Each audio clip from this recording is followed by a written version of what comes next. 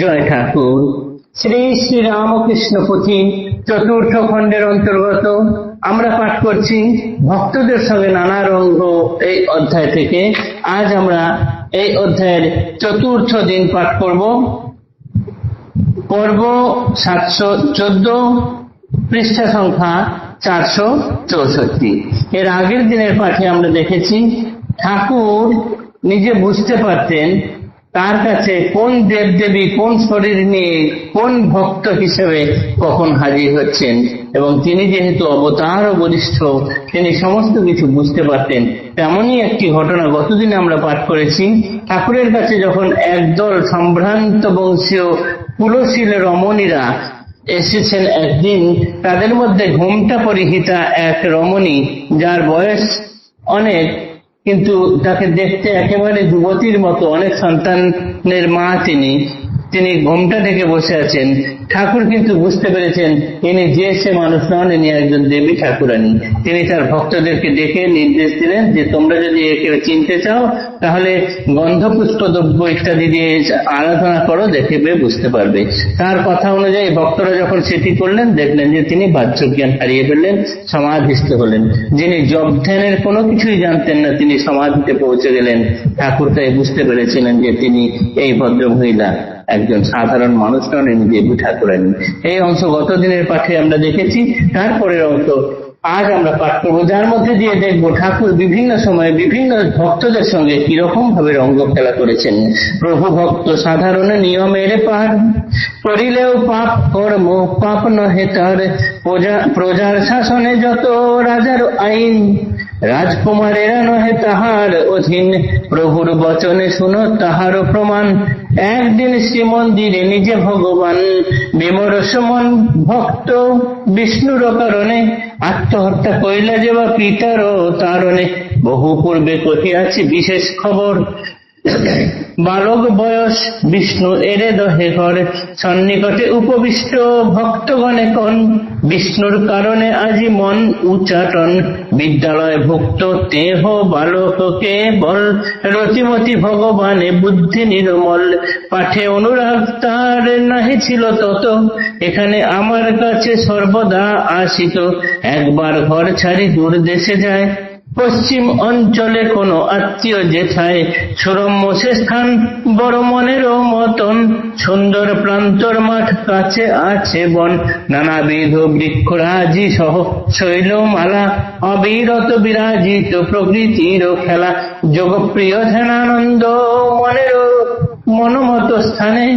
ধ্যানেতে বিভর্জিত থাকিত সেখানে, কহিত আমার কাছে আনন্দ মগন, কত হয় ঈশ্বরের রূপ দর্শন, মৌন রহি কিছুক্ষণ কোন পুনর্বার, বোধ হয় এই জন্ম শেষ জন্ম তার, পূর্বজন্মে বহুবিধ কর্ম ছিল করা, এইবারে বাকি দুঃখ হয়ে গেল সারা, কথায় কথায় প্রভু বিধির বিধাতা, কহিতে লাগিলা জীবতত্ত্বের বারতা, ভক্ত পরে সমনে শুনিলে তুমি মন, জন্ম মরণ ভয়ে হইবে মোচন।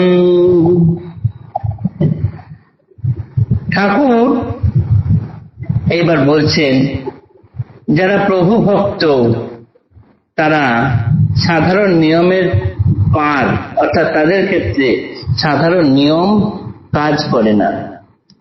করিলেও পাপ কর্ম পাপ নহে তারা যদি ভুলবশত কোনো খারাপ কাজ করে ফেলে সেটিও লাগে না তাদের। কেননা ঠাকুর এখানে উদাহরণ দিয়ে দেখিয়েছেন যে যারা প্রভু ভক্ত তারা তো প্রভুর প্রিয় সন্তান, সুতরাং তাদের ক্ষেত্রে কিছু কিছু ছাড় আছে।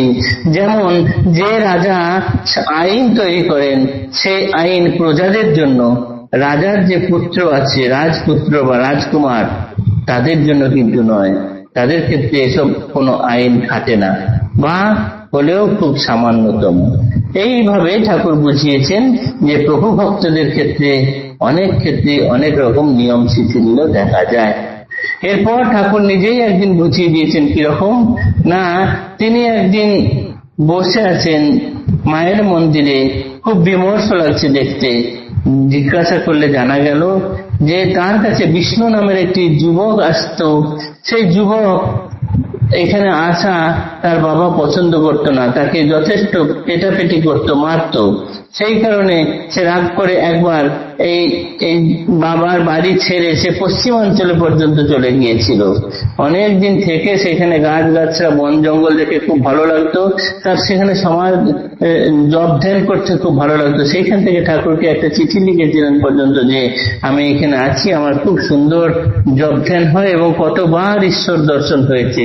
ঠাকুর তাই বলছেন যে যদি কেউ কোন সুকর্ম করে থাকেন তাহলে তিনি যতই অপকর্ম করুক না কেন সেটি কাজে লাগে না। এই যে বিষ্ণু, যিনি বাবার তাড়নাতে আত্মহত্যা করেছেন, তিনি এত ঠাকুর প্রিয় ছিলেন, এত জপ ধ্যান করতেন, এত ঈশ্বর দর্শন হতো, তথাপি তিনি আত্মহত্যা করলেন। তাহলে আত্মহত্যা তো মহাপাপ, কি হবে? কোনো একজন ভক্ত জিজ্ঞাসা করলেন। ঠাকুর তখন তার উত্তরে এই কথা বললেন যে রাজার আইন রাজার ছেলের ক্ষেত্রে সবসময় খাটে না, তার ক্ষেত্রেও এই, অর্থাৎ বিষ্ণুর ক্ষেত্রেও তাই। সে অনেক ভালো কাজ করেছে, অনেক সুকর্ম ছিল হয়তো পূর্বজন্মে, এতটুকু একটু কষ্ট ভোগ যেটুকু ছিল সেইটুকু এসে করে দিয়ে তার কাজ শেষ হয়ে গেছে, সে সেইটুকু সঙ্গে সঙ্গে চলে গেল। এই কথা বলেই ঠাকুর আবার তার নিজের ঈশ্বরীয় প্রসঙ্গে মন দিলেন। কথায় কথায় প্রভু বিধির বিধাতা, কহিতে লাগিলা জীব তথ্যের বারতা।